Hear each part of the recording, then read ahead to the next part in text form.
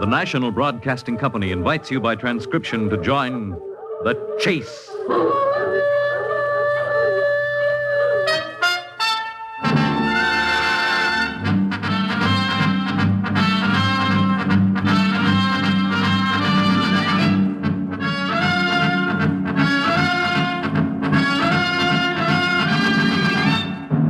In the animal world, there is the hunter and the hunted.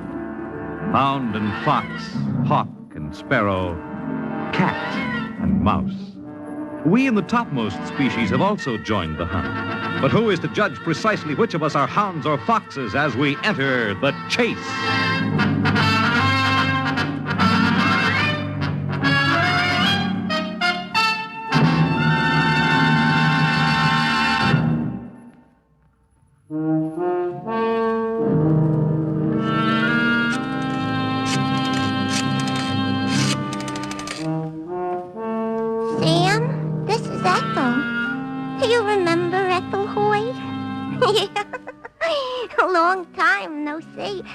What's with you? How's the bookie trade? No, this ain't a business call, Sam. Strictly social. I ain't placed a bet in years. Well, it's a long story, Sam. You got time to listen? You'll die when you hear what happened. It'll positively kill you. Sit down and take a load off your arches. This is strictly for the birds. You know how I love the horses, like a mother loves their son. Me and Francis used to hit the track 4 days out of 5. Jamaica, Belmont, Havre, Degrassi. I guess I was chased by the gambling bug, but good. But I was improving the breed, wasn't I? The only trouble was I never won. I don't know what was wrong with me. When I went to the track, I studied the charts and figured the percentage and worked them out like a handicapper. But go tell a horse he's figured to win. He's a dumb animal. He can't read the odds. What do you like, Ethel? Looks to me like Sister Katie in the 4th. Sister Katie? She can't lose. Placed and showed the last time out. Today she's racing with pushovers. I don't know. What you don't know? I got a tip on Waltzme. From who? A guy who knows. He sells hot dogs in the booth near the paddock. Listen, it's Sister Katie by 3 lengths. How much you gonna bet, Ethel? $6 across the board. You want to split? No, I'll stick with Waltzme. I gave her the tip, but she didn't take it. Oh, she thought she knew it all. Sister Katie beat Waltzme by 5 lengths in that race. They came in 6th and 7th. It's Johnny Q, Matador, and Thirsty Boy in that order. They're making the turn into the stretch. Now it's Matador, Johnny Q, and Thirsty Boy. Thirsty Boy coming up. Matador holding the lead by a length. Johnny Q second, Thirsty Boy third. Matador at the finish. Please hold your pari-mutuel tickets. What horse did you have, Ethel? Speed Demon. He just passed the 3/4 turn.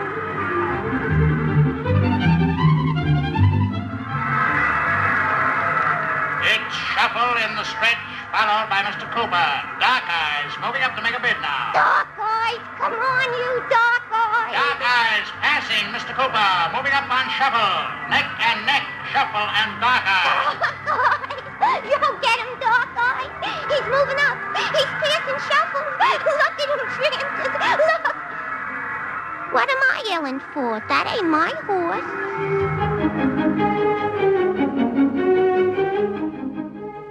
And that's how it went, Sam. If I picked a sure thing, they scratched him.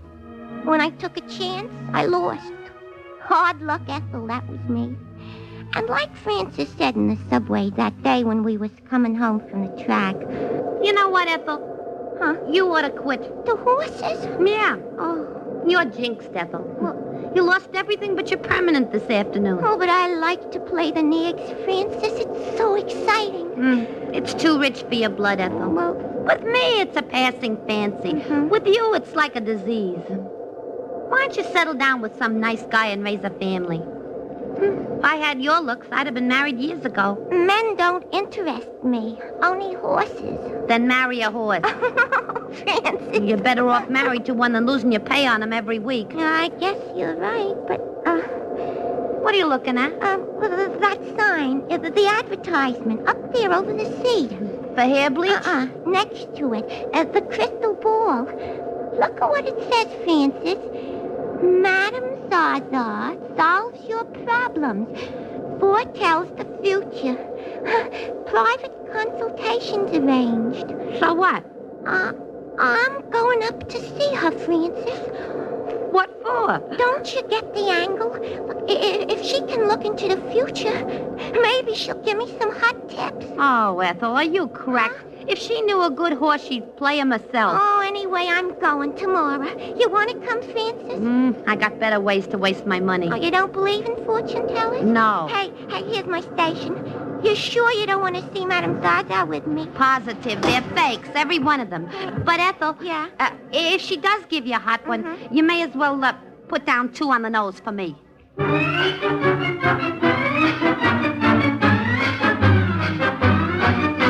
Well, Sam, the next day was Saturday, and I went up to Madame Zaza's at noon.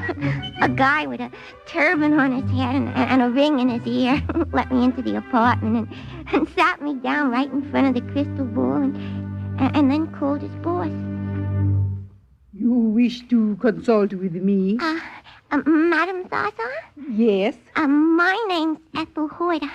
I want my fortune told. Sit right where you are, my dear, and face the crystal ball. Like this? Scheherazade, dim the lights. Gaze into the crystal, my dear, and tell me what you see. Nothing. Keep looking into the depths. Soon you will see your future, foretold in all its glory. Oh, you mean it? Gaze. Do you have any questions of import, my dear? Who's gonna win the 5th at Jamaica this afternoon? Huh? I beg your pardon? The 5th, the Buckle Cup Handicap. You are speaking of racing, Miss Hoyt. Natch. I am not a professional tipster, my dear. Oh, but I thought you could see into the future. Of course. However, I deal in more important matters than horse races. Gaze. Gaze down into the crystal ball. Gaze.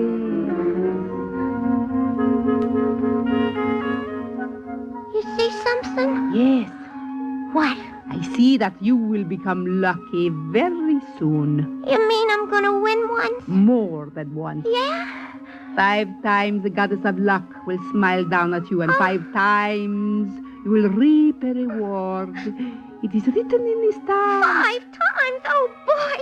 With a 5-horse parlay, I'll be in the chips. But beware. Of what? I see a man. A man? He is tall and he is handsome, and he will follow you and chase you until he traps you. Traps me?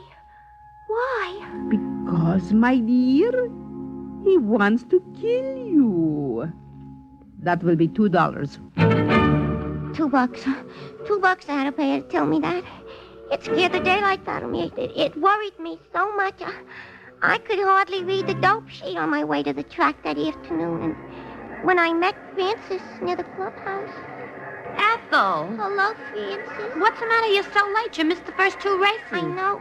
For a while, I didn't think I'd get here at all. You're kidding. I went to that fortune teller. Yeah? And you were right. She's nothing but a fake, Francis.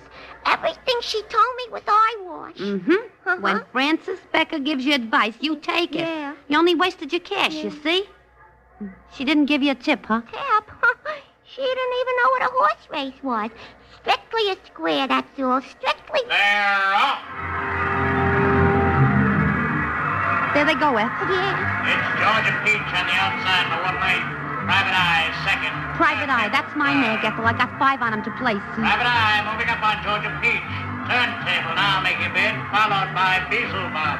Private Eye, right on, cowboy! Ethel, what's the matter? Nothing. Didn't you place a bet? Yeah, I bet. What horse? He ain't in the money. Now it's Private Eye going to the lead in the second turn. Turntable passing, Georgia Peach. Beelzebub coming up to make a bid. Private Eye, oh, you kid! Rumba moving up from 6th place to 5th. No, 4th. Rumba in 4th place. Private Eye, Georgia Peach, and Rumba in that order as they come into the stretch. Run, you open up, run! Rumba now passing Georgia Peach, running neck and neck with Private Eye. Rumba passing Private Eye to win. It's Rumba, Private Eye, and Georgia Peach.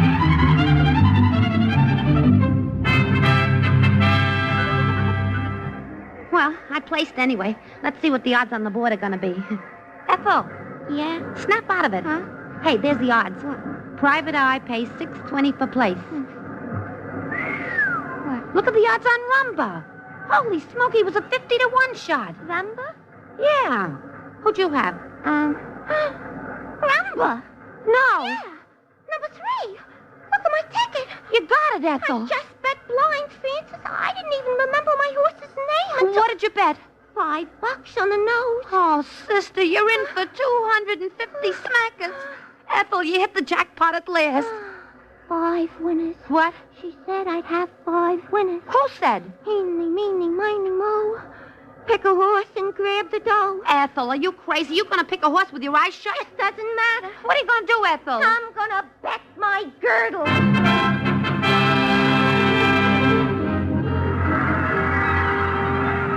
It's Kiss You in the lead, coming down the stretch. Sway back, moving up, sway back, passing Kiss You.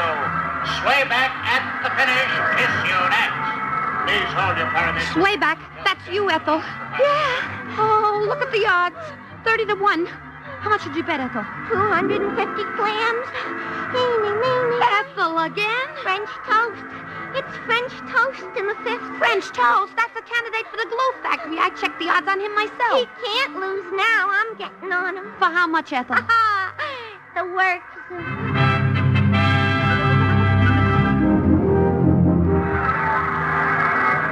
The results of the photo finish, ladies and gentlemen. French toast, followed by Gollywog. No question about it. I think I'm gonna faint. Let's see now. 7,500 at 2-to-1. That's 15,000. Ethel, quick. Let's get out of here. Ah, what for? Before you lose your money. Don't be ridiculous. Eeny, meeny, Ethel, if miny, you mo. dare pick another horse in that crazy way. Bedtime story. Who? Bedtime story 3-to-1. That's for baby.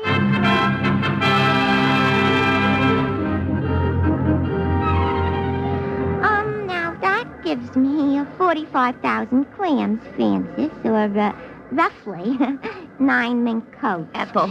Eeny, meeny, miny. No. No what? I won't let you do it. Oh, just one more race, Francis, and then I'm through. 5 winners, she said, and I got 4. Excuse me. What? Haven't we met before? Well, No. Ethel. We never seen you before, Mr. Never. My name is Bertram. Francis, What? let's go.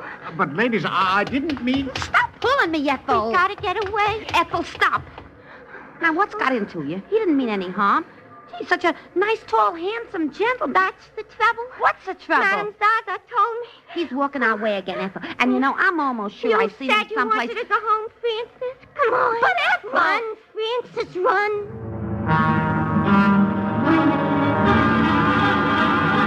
He was just like Madame Zaza said he'd be. Tall and handsome and maybe looking around for a piece of throat to cut. She told me I was going to get me 5 winners, and so far she was right.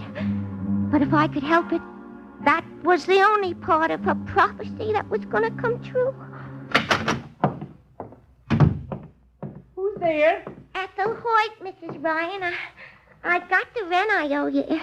It's $80, ain't it? Well, yes, it is, and it's a mighty welcome sight you are to see, I can tell you, Miss Hoyt. Oh. Seems today is my lucky day. I just rented my last room about an hour ago. 65, 75, 80. That's right. And here's $50 in advance. Well, sakes alive, did you come into a fortune, Miss Hoyt? I'm doing okay now. Staying away from the horses, are you? Horses? Well, now, don't take no offense, Well- girlie. I was just saying to my old man Ryan himself, I was saying, a nice young girl like that losing all her money at the races. Well, she should be taking care of a mess of kids, I says. Yeah, but I won, Mrs. Ryan. Did you now? Thousands of dollars. Sakes alive, you don't mean. I'm rich, And don't be afraid, Mrs. Ryan. I ain't moving. I like your boarding house, and I like you, too. Well. Yeah, I'll keep my room no matter how much I win. But why the sudden change in luck? It seems to me that you was always the loser, wasn't you? I had my fortune told. Oh, you did you? Madam Zaza. For $2, she said I'd get 5 winners in a row, and so far I only got 4. So you see, that gives me 1 more to go, Mrs. Ryan. And if I bet my shirt, I'll end up so rich, I'll take my baths in malted milk. Excuse me. I better call a bookie. He'll have to set up a corporation to handle a bet like mine. Sam? Oh, well, where is he? Oh, well, who's this? Louis Ethelhoyd. Sam knows me. I want to place a bet tomorrow in the first race. What horse? Well, name some names. Yeah. Wait. Eeny, meeny, miny, mo. Louis, I'll ride my dough on Scatterbrain. That's right, Scatterbrain, the first. 45,000. You heard me. So what? Get yourself a syndicate. Can you handle? Okay. Oh, good evening to you, Mr. Parks. Good evening. Yeah, I'll call you. You didn't give me a key, Mrs. Ryan. Well, I left one in your room. You'll find it on your dressing table. Oh, thank you. Oh, he's a fine young man, isn't he? Why, Miss Horace, what's wrong with you? You're as pale as a ghost. Is that your new boarder, Mrs. Ryan? Yes, Mr. Bertram Parks. I gotta get out of here. What? He's a tall one. The guy at the track. I gotta move. What, Miss Horace? I'll write and tell you where to send my clothes. Keep that money I gave you instead of notice. But don't tell him here. I don't want him to follow me. I don't want Madame Zaza to turn out to be right. He must have known. He must have known just where I lived, and he followed me. The first thing I thought of was leaving town, and then I figured I'd see Frances first and ask her advice. So an hour later, I wound up in her apartment. Hello, Frances. Ethel, what are you doing here? You don't mind my waiting in your flat, do you? The landlady let me in. Gee, what's the matter with you, Ethel? You look like you're going to be sick. I ain't gonna. I am. What happened? I saw him again. Who? The guy who spoke to us at the track.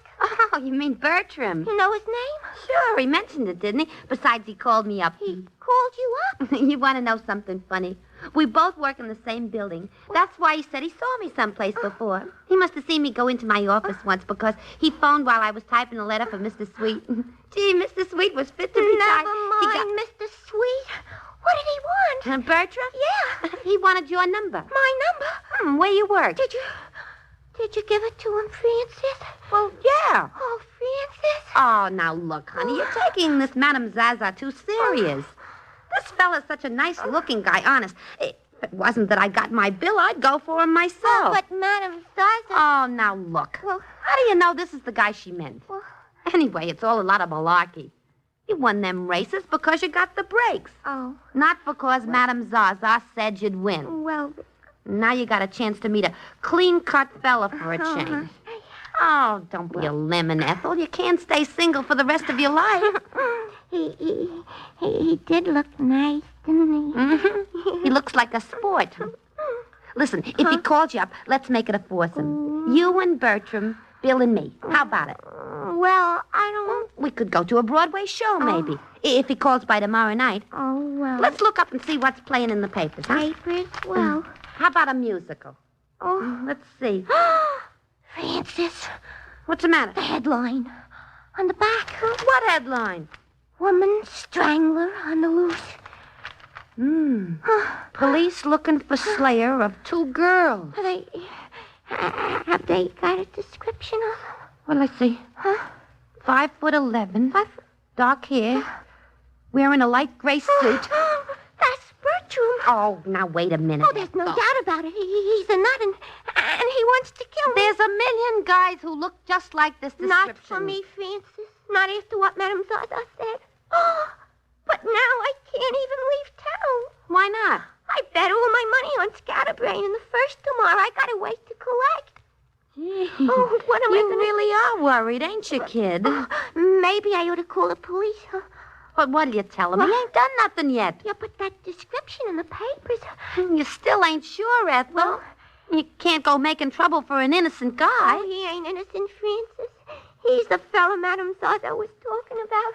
Oh, Francis, what am I going to do? Gee. Huh? You want to stay here? I guess I better, huh? The couch opens up and there's plenty of room. Oh. After a good night's sleep, you... Hello? Is this Miss Decker? Yeah? This is Bertram Parks. Who is it, Francis? Oh, now calm down, Ethel. What is it, Bertram? Don't tell him I'm here. Can you give me Miss Hoyt's home address? Her home address? He's lying, Francis. He knows where I live. He moved into the same rooming house. I'd like very much to get in touch with her, Miss Decker. I'm sorry. I can't help you. You, don't know where she lives? Well, I used to, but she moved. Ah. Well, no matter. I'll find her home address when I call her office in the morning. Thanks anyway. Don't mention it. He sure is anxious to get hold of you. You're telling me? What are you going to do, Ethel? Collect my winnings tomorrow and blow. Lock up tight, Francis, huh? And put that dresser in front of the door. I'm staying for the night. But I couldn't sleep. All night long I dreamed about Bertram. He had 4 legs and a tail like Whirlaway. And instead of words coming out of his mouth when he talked, he neighed. And then once I thought I heard the window open. I lifted my head from the pillow and saw him sneaking in with a butcher knife in his hand and murder in his eye. Francis, wake up. Francis. Don't bother to call her Miss Hoyt. She won't hear you. Well, what do you mean? She won't hear me? I drugged her with horse liniment. What do you want? You, my dear. Gonna kill me? Natch? But I ain't done nothing to you, Bertram. You're alive, aren't you? That alone is an insult. You're cracked. Like a plate glass window. Look, I got money. I'll win a big stake tomorrow, and I'll give it all to you. Money doesn't interest me. I'm only interested, Miss Hoyt, in you. No, keep away from me. Only in you, Miss Hoyt?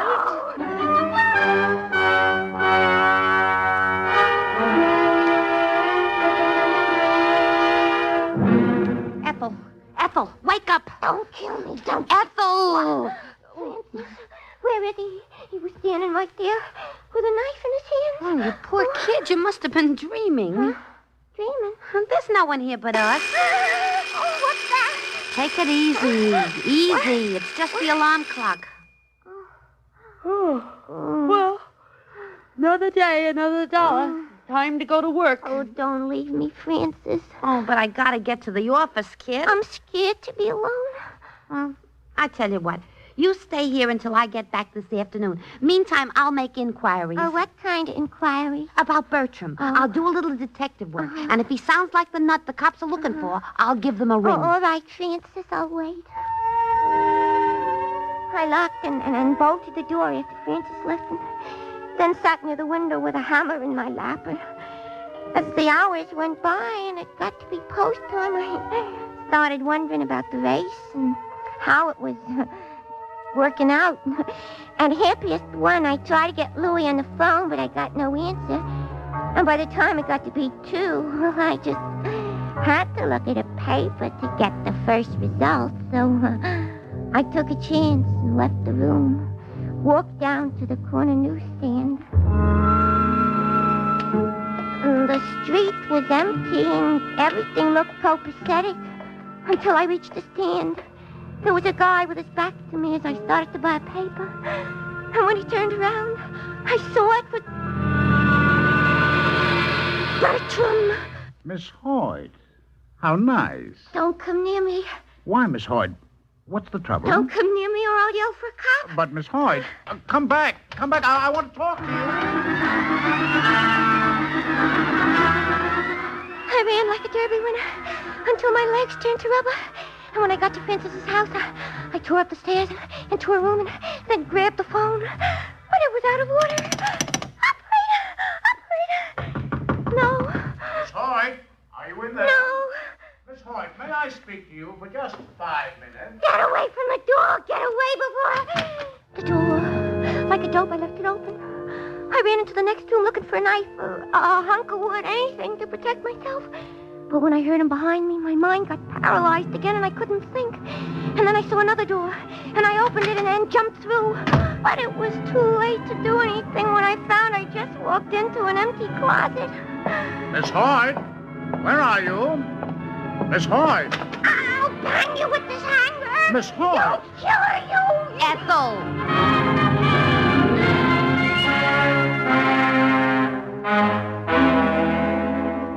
Ethel, you lost. I what? Scatterbrain came in 5th. Yes. Madame Zaza was wrong, Ethel. What's so funny? You just lost a mint. But don't you see? Bertram here. If she was wrong about the last race, she must have been wrong about him, too. If my phone wasn't out of order, I could have told you. I tried to reach you 2 hours ago. They caught that crackhead. Bertram ain't the nut. I'm sorry if I startled you, Miss Hoyt. Oh. I'm terribly sorry. I thought you were ill when you ran away from me, or else I wouldn't have chased you down the street. But what did you want, mister? Why were you after me in the first place? Well, you see, I'm an artist, Miss Hoyt. An artist? Oh, you mean you draw pictures and stuff? For breakfast cereals. For what? You know, breakfast cereals. Shredded wheat, cornflakes. He draws the pictures on the boxes. And in the advertisement. I just found that out a little while ago myself. I'd like you to pose for me, Miss Hoyt. You see, you're the picture of health. A typical American girl. He'll put you on every box of grape nuts in town, Ethel. You'll be famous. Will you pose for me, Miss Hoyt? For a fee, of course.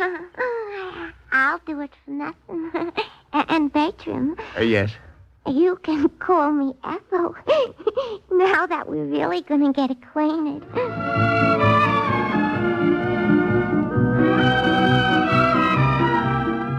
So that's the story, Sam. I've been posing now for the last 2 years. Maybe you've seen me once or twice. I'm in all the supermarkets. Bertram, we got married, Sam. And we're expecting a colt of a baby from the stork. Oh, Bertram's just as nice a guy as he can be, and we're both so happy. The horses? Oh, I never play the horses anymore, Sam. I swore off for good. As far as I'm concerned, the breed can improve without me. But, Sam, if you happen to be near the track tomorrow, just if you happen to be near, put $5 on Fleet Philly for me to win in the 3rd.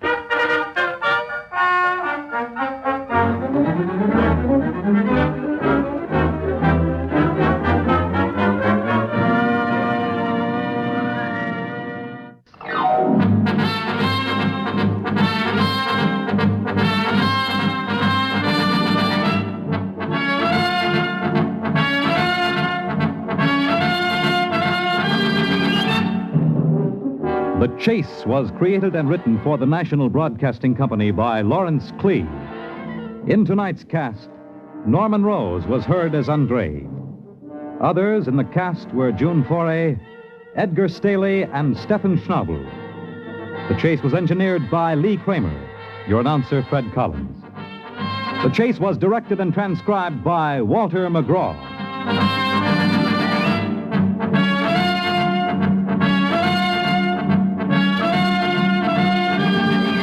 Next week, a toupee transforms a bald-headed man into a fugitive from death in The Chase.